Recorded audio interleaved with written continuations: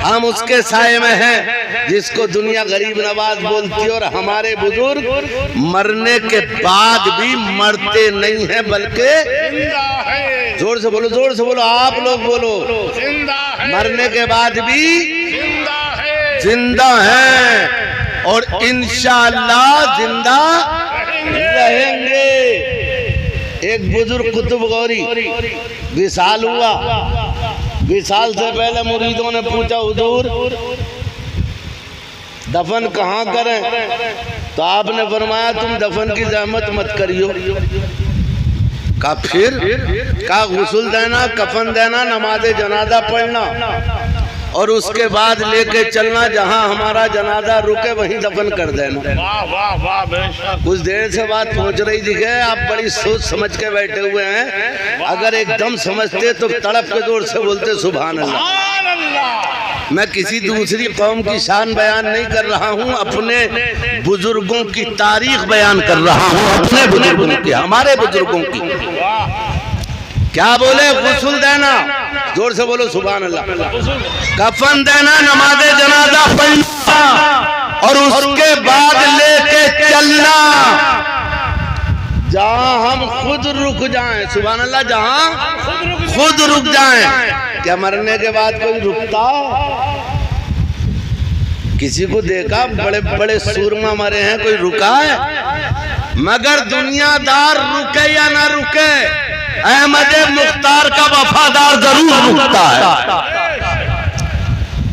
कहा जा हम रुके, कहा हुजूर तो किसी चमन में, किसी बागीचे में, किसी कब्रिस्तान की निशानदेही तो फरमा दें। दोस्तों मुरीद थे असली वाले,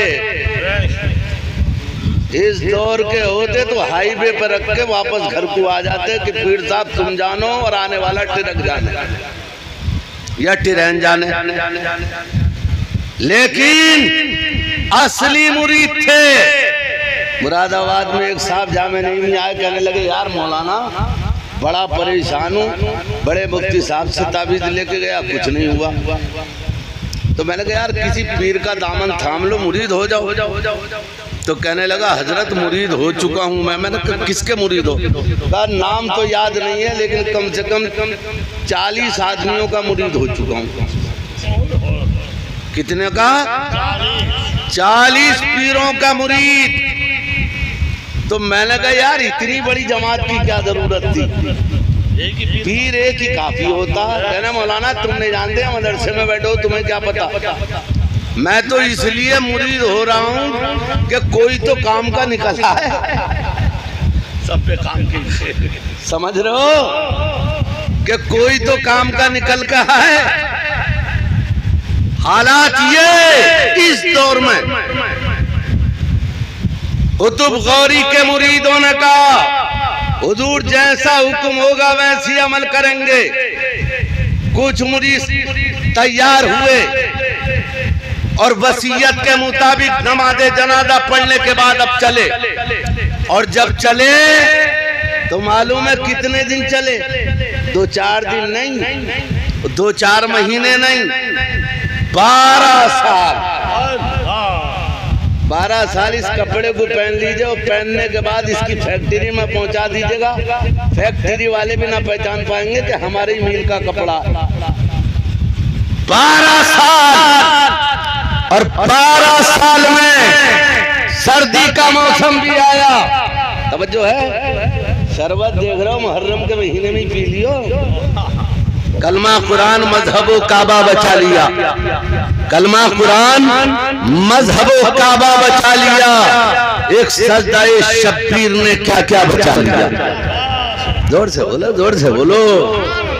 अभी 11 बजे और 1 बजे से पहले पहले जलसा खत्म होना है। कलमा कुरान मजहबो काबा बचा लिया। एक सजदाए शब्बीर ने क्या क्या बचा लिया। और हम आसियों को मिल सके, हम आसियों को मिल सके निस्बत रसूल की, हम आसियों को मिल सके निस्बत रसूल की। ये कहकर हुसैन ने बेटा बचा लिया। ये सोचकर हुसैन ने बेटा बचा लिया। हजरात, तो हम तो मुहर्रम के महीने में भी शरबत पीने वाले हैं और बगैर मुहर्रम के भी नियाज देकर शरबत पीने वाले हैं। सुभान अल्लाह, हम तो हुसैनी है यार, सुभान अल्लाह, हुसैनी अल्हम्दुलिल्लाह। ख्वाजा कुतुब गौरी का जनाजा 12 बरस तक चलता रहा और चलते चलते पहुंचा कोलार। जी कादिम साहब नाम सुना होगा, कोलार में। कोलार पहुंचा। कोलार, और उस वक्त वहां कोई भी मुसलमान नहीं था, कलमा पढ़ने वाला नहीं था, कोई मस्जिद नहीं थी। कोलार पहुंचा, रात को रुके, सुबह को चलने वाले थे। जनाजे को हाथ उठाया, लगाया, मुरीदों ने उठाना चाहा, जनाजा नहीं उठा। जब नहीं उठा, मुरीद समझ गए हजरत को जगह पसंद आ गई। सुभान अल्लाह। जो मुरीद 12 बरस तक लेके चल रहे थे, अब जनाजा जब नहीं उठा तो समझ गए हजरत को जगह पसंद है। लिहाजा मुरीदों ने कहा, आपस में मशवरा किया, हजरत को यहीं दफन करना पड़ेगा, हजरत को जगह पसंद है। इतने में रास्ते से गुजरा वहां की रानी का जुलूस। उसने कौम देखी जिनके चेहरों पर दाढ़ी, सुभान अल्लाह, गलों में तस्बीह, बगल में कुरान शरीफ के पारे।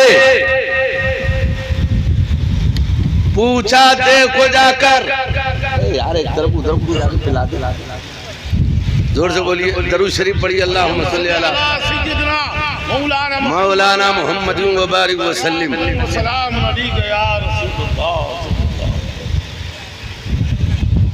रानी ने कहा, देखो ये अजनबी लोग कौन है? कुछ लोग गए और कहा, जी आप कौन है? कहा, जी हम मुसलमान हैं। सुभान अल्लाह, हम मुसलमान। एक साहब के पूरी दाढ़ी मुरादाबाद में एक दिन आए तो साफ सुथरे थे। अब लगा भाई ये क्या? कहने लगे, मौलाना हालात बहुत खराब हो रहे हैं, इसलिए दाढ़ी को मुंडवा दिया कि यार कहीं कोई हमला ना करे, मुसलमान समझ के। और मैंने कहा, कहीं मुसलमानों ने तुझे और कुछ समझ के कर दिया तो क्या करेगा? बोलो, सही बात है। कहा, तुम कौन?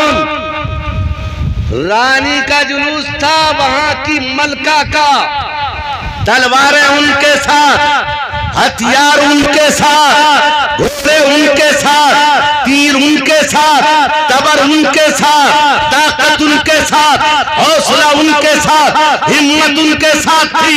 उन्होंने कहा, तुम कौन हो? कहा, जी हम हैं मुसलमान। सुभान अल्लाह। हौसला चाहिए कहने के लिए। जी। कहा, मुसलमान हो, यहाँ क्या कर रहे हो? यहाँ से कब जाओगे, कब उठोगे? कहा, जी हम तो उठे हुए ही हैं, ये नहीं उठ रहे। वाह, सुभान अल्लाह, तवज्जो है। सुभान अल्लाह। कुछ लोग कसम खा के बैठे हैं, बोलना नहीं है।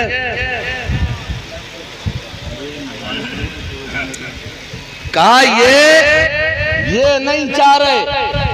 कहा, ये कौन है? कहा, ये हमारे मजहबी पेशवा हैं। कहा, ये हमारे मजहबी पेशवा हैं। कहा, ये नहीं चाह रहे तो इन्हें उठाओ। कहा, नहीं उठ रहे। कहा, हम उठा दें। मलका ने के राजमियों ने कहा, हम उठा दें। तो इन्होंने कहा, उठा दो। एक फौजी दस्ता आया, उन्होंने 4 पाई उठाना चाहिए, नहीं उठ पाई। सुभान अल्लाह, नहीं उठी। अरे ये आम आदमी का जनाजा नहीं था, ये अल्लाह का जनाजा था। जब नहीं उठी, रानी ने कहा, ऐसा करो, हम इससे पर ताकत का इस्तेमाल करने जा रहे हैं, अगर अब पीछा हो तो उठा के ले जाओ। कहा, जी हमने ताकत लगा ली। फौजी दस्ते को हुक्म दिया, आर्डर दिया मलका ने, तीरों की बारिश जनाजे पे कर दो। चारों तरफ से फौजी खड़े हो गए। तीरों को निशाना बनाया जनाजे को, तीर चले जनाजे तक पहुंचे और जनाजे तक पहुंचकर कफन का बोझा लेकर तीर जिन्होंने चलाए थे उन्हीं के सीने में वापस हो गए। जरा जोर से बोलिए सुभान अल्लाह। और जो पीछे वाले हजरात पता नहीं कब बोलना शुरू करेंगे। अल्लामा हाशिम साहब की रूह मुबारक के ईसाले सवाब की नियत से सब हजरात मिलकर बोले सुभान अल्लाह, सुभान अल्लाह।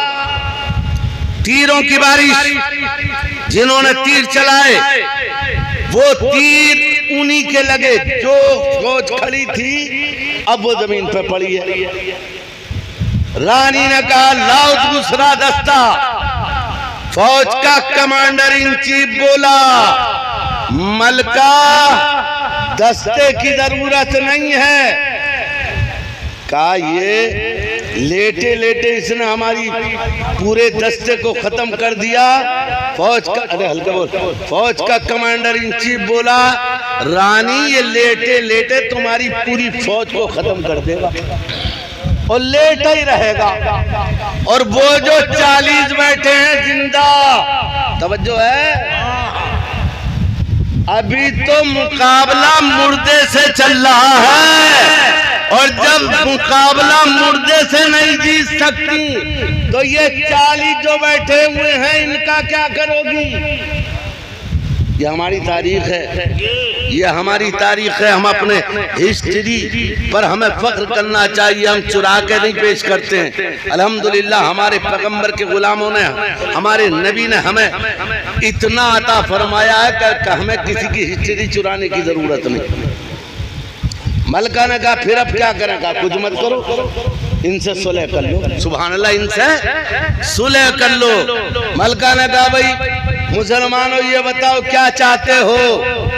कहा हम कुछ नहीं चाहते, जो चाहते हैं यही चाहते हैं। कहा ये क्या चाहते हैं? कहा ये दफन होना चाहते हैं। सुभान अल्लाह, यहाँ दफन होना चाहते हैं। मलका ने कहा करो दफन। सुभान अल्लाह, करो दफन। मगर मुसलमानों ये बात बताओ, तलवारें तुम्हारे सामने थी। जिंदा मुसलमानों से कहा जो 40 थे, तुम्हारे सामने तलवारें थी, तुम्हें डर लगा? बड़ा प्यारा जवाब दिया। कहने लगे हम मुसलमान हैं, हमारे पैगंबर ने हमें मौत की आंखों में आंखें डालकर रोना नहीं सिखाया है, मुस्कुराना सिखाया है। और हम मौत को देखकर रोते नहीं हैं, हम मौत को तो समझ के गले लगा लेते हैं। अल मौतु तो मोमिन के लिए मौत जो है तोहफा है, दिया। ए मेरे हजरात, आज उस शहर में जाके देखें 25 मस्जिदें हैं। आज कुरान की अजानों की आवाज़ आ रही है, कुरान की तिलावतें हो रही हैं, आलिम भी हैं, हाफिज भी हैं, कारी भी हैं। एक बुजुर्ग की निगाह कहाँ पहुँचती है? अल्लामा साहब के लिए पूरे हिंदुस्तान में कहीं भी दफन हो सकते थे, लेकिन अल्लामा ने कहा मुझे अपने इलाके में दफन होना है, अपने घर के करीब दफन होना। और आज अल्हम्दुलिल्लाह पूरे इलाके के माहौल में अल्लामा दफन है। इंशाअल्लाह जिस तरह से उनका ज़ाहिरी फैज़ान से उलमा तैयार हुए हैं, इसी तरह से उनका बातनी फैज़ान भी रहेगा। आसमां तेरी लहद पर गौर अफसानी करे, आसमां तेरी लहद पर गौर अफसानी करे, हश्र में शान करीमी नाज बरदारी करे। बुलंद आवाज से पढ़िए अस्तगफिरुल्लाह रब्बी मिन कुल्लि ज़ंबिन खतीअतिन व अतूबु इलैह, ला इलाहा इल्लल्लाहु मुहम्मदुर रसूलुल्लाह।